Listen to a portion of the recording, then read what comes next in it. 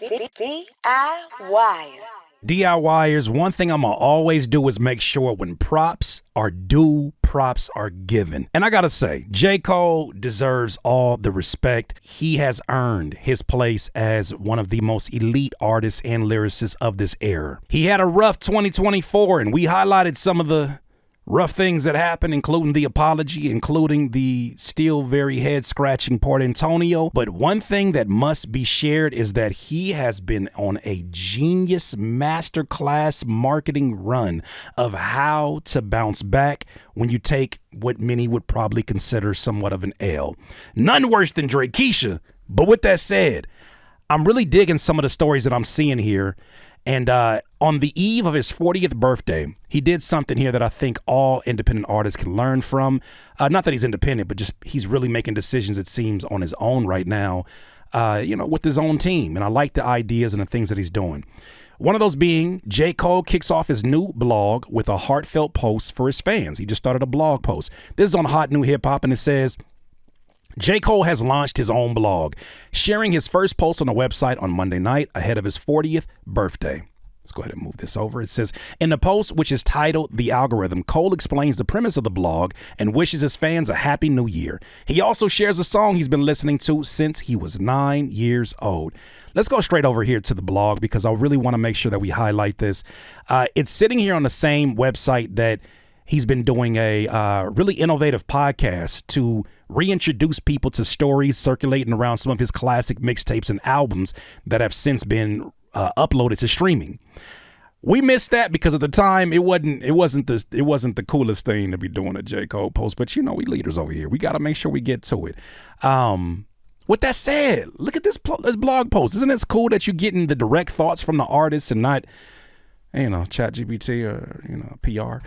First post, this is just a place for me to share, says J. Cole. I've been wanting a little blog for years, somewhere to post random that I F with, where the audience is way smaller than it is on the social media platforms. I understand because they're brutal over there, Mr. Cole. Finally pulled the trigger. Bear with us. We're still developing this page and the layout.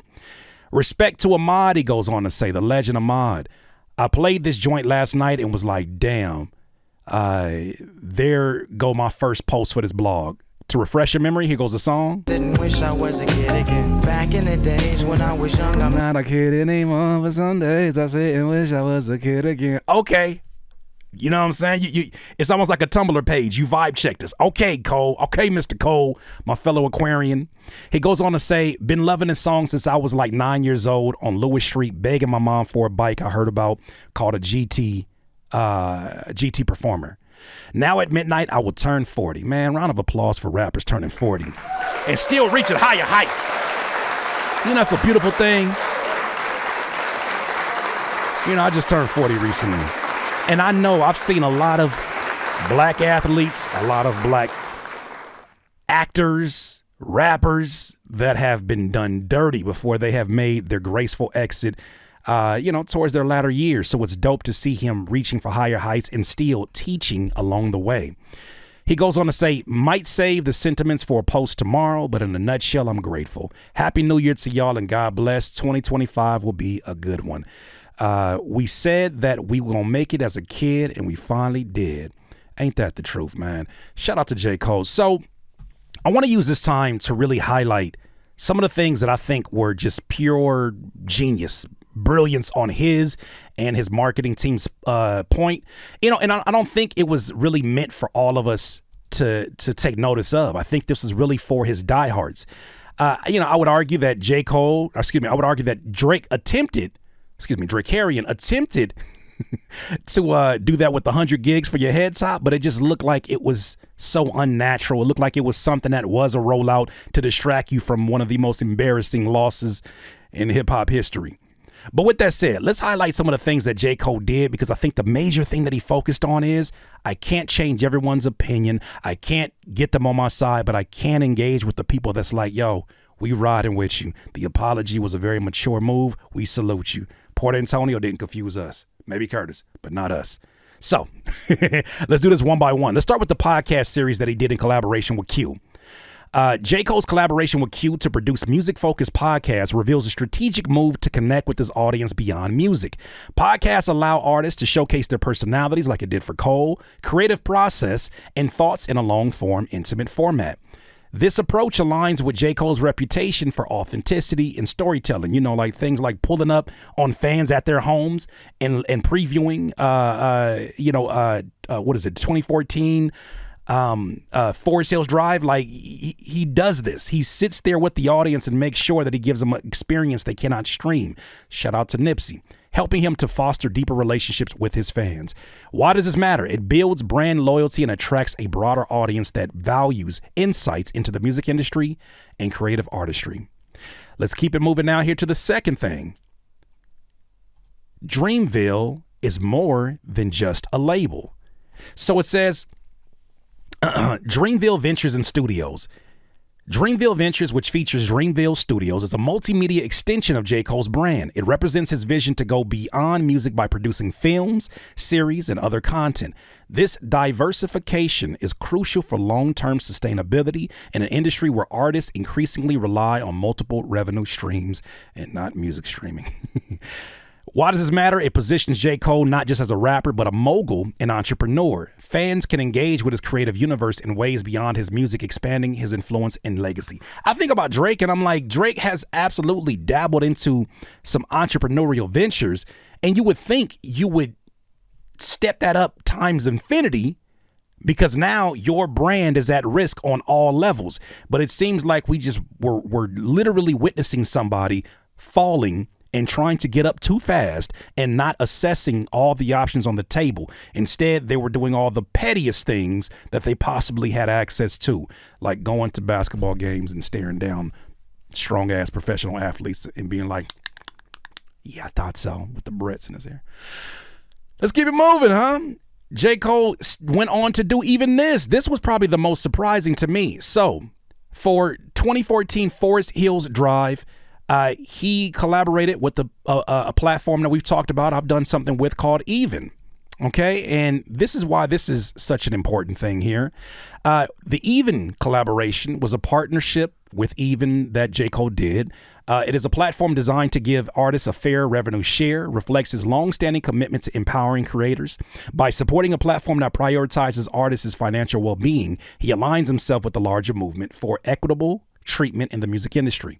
With something like Even, you are talking to your super fans, right? Same thing if you go off your website, same thing if you go off of Bandcamp. You're talking to people who say, I know that I can get this music for fairly nothing off of streaming except for my subscription, but I want to see you win. And if I can put my money where my mouth is, I will absolutely do it every time. So platforms like this really show where his focus is at.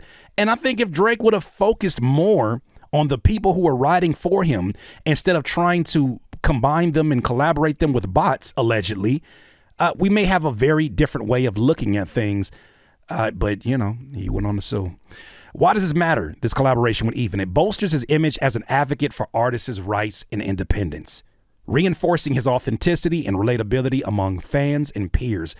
I do feel like by J. Cole aligning with a website like this, didn't have to be just this one, but just aligning with a website like this to me shows that, one, he is absolutely going to take care of making sure that his art is in a place where it'll be appreciated. He's going to take care of his super fans by offering rewards that they can't get from anywhere else. And he's also setting a new standard that is going to have a domino effect on artists who might sound like they're similar to a J. Cole, who might come up on a J. Cole's-like playlist. By him doing this, this primes fans for, you know what? I will go support this independent artist. And, oh, he has an Even. Oh, cool. I've experienced this when I had a J. Cole project I went to support. This changes the ecosystem in its own way because he's doing this. So salute to him. I think it aligns with, especially the J. Cole we got since the dreads? I'm just playing. Since we got the dreads, it is absolutely kind of aligned with his awakening. His rebranding and really his more self-aware approach of where he talks about some of the things in the industry that he didn't agree with that made him feel like he needed to pivot to be more aligned with who he is. Hey, yo, DIYer, if you're enjoying this content, please don't forget to hit the like button. It helps this video and this channel get discovered by new people. I appreciate you. Now back to the video. With that said, I want to end with my guy, Rob Markman, who was obviously ahead of all this. He was the only one really highlighting, in my opinion, the genius of this marketing plan. I want to take it to this video where it's released about a month ago. It says J. Cole ended 2024 strong after a wild year. This part of the video really sums it up. After this, we'll go to some final thoughts. And yeah, let's get to it. And that's what we're getting to. But, you know, Cole. Oops, my bad. You know, I'll be listening to folks on 2XP. Not this time, my bad. Cole dived in, did the Inevitable series, then released the Come Up on DSPs. And it was like, okay, then we got the Warm Up on DSPs, right? Then we got a 10-year anniversary of Forest Hills Drive with 8 extra tracks. Like, you know, just like that we can get. He released vinyl. He released new merch. Then there was the MSG concert, which was last night, all right? So he announces the MSG concert. He sold out the Garden. He sold out the Garden off a 10-year-old album. There's no new music. Then 2,014 of those tickets he made available for $1. Shoo! Somebody gonna have to tell the truth, and I'm gonna tell it. When it feels like the internet is trying to kick you in your ass, it is important, especially if you have a large platform, to really put it into perspective. Are these people who are trying to mudhole stomp in my back, are they really fans of mine? Are they just aware of the fandom that exists around me? Are they just aware of some of my catalog? What's my core audience really talking about? Yeah, I know the media platforms is talking real crazy about me, but what about my core? Have I abandoned them? Right? What do they really value from me? Is it more music? Is it new music? Maybe it's an emphasis on the music that they first fell in love with from me. Whatever that may be, that's probably more, that should probably be prioritized more than anything else. So with him having these dollar tickets, once again, you're giving the fans a experience they can't stream. It's a Nipsey Hussle quote. He's so ahead of his time with that. But look, $1 to go see your favorite artist? Who care about an apology that night? Nobody gives a damn about that. To a nod, again, to his fans who's been there since day one, who used to go to the Dollar in the Dream tour. So now it's very nostalgic. Like I was watching people on social media like, yo, I've never missed the Dollar in the Dream. I've been so lucky. I've been to, 5 of them or whatever. And this is my 5th one. So it tapped back in, drew his fans closer, the ones that never doubted him. And again, just reminded people like, yo, I love you guys. Like, this is why we do it for.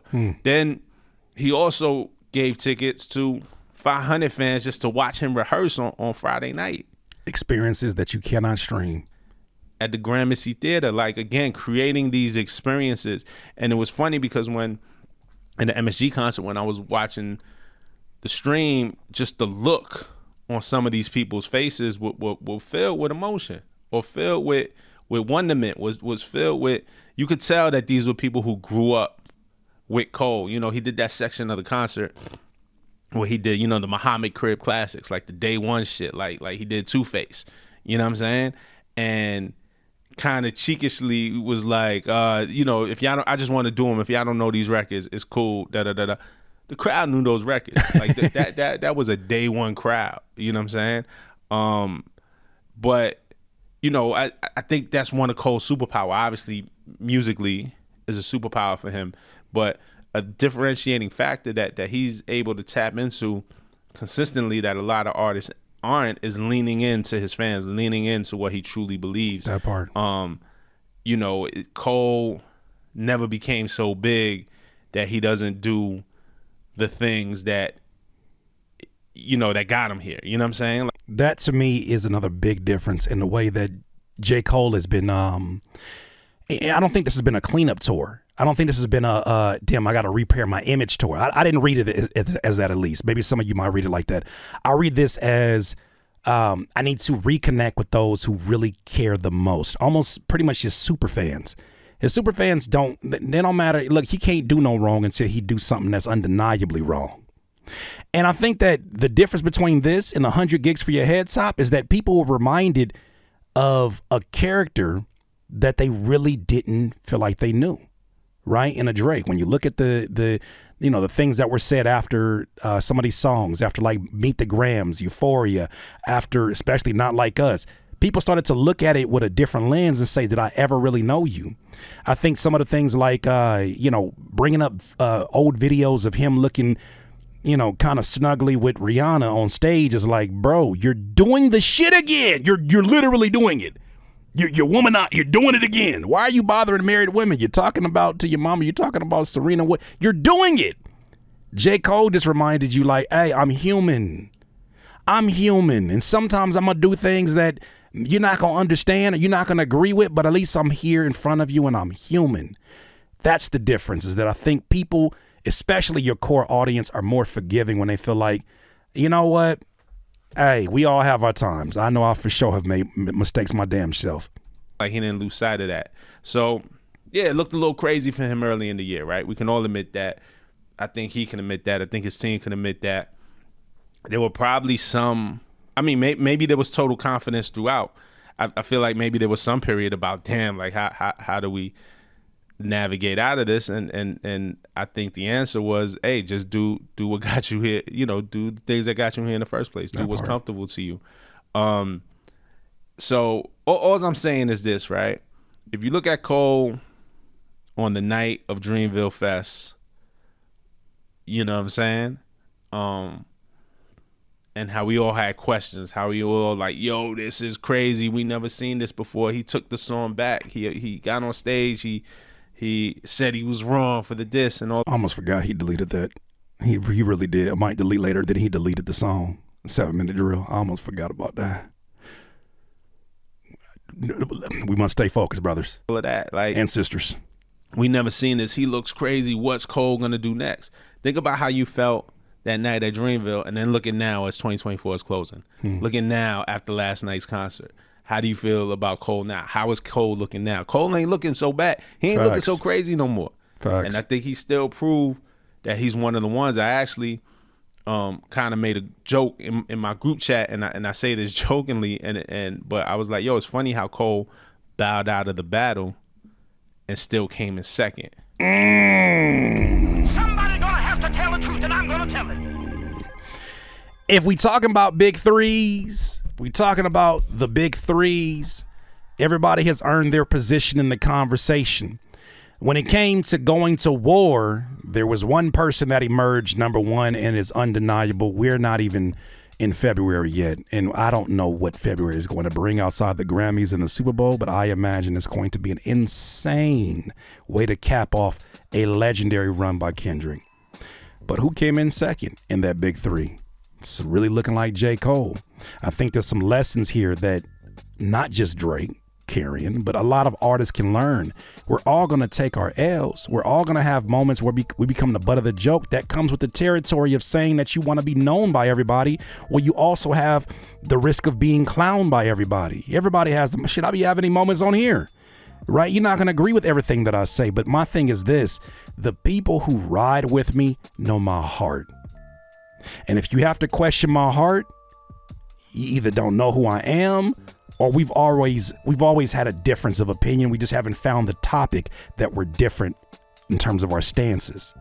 But at the end of the day, I look at what J. Cole's doing, and it reminds me, when shit gets a little bit tricky, but you're standing on your truth, find the people who understand what you're doing and treat them like royalty, because they deserve it. These folks who just jump up because there's a hot topic and an opportunity to go viral and talk some crazy stuff about you, but never say anything about your winning moments, they're really not worth it, right?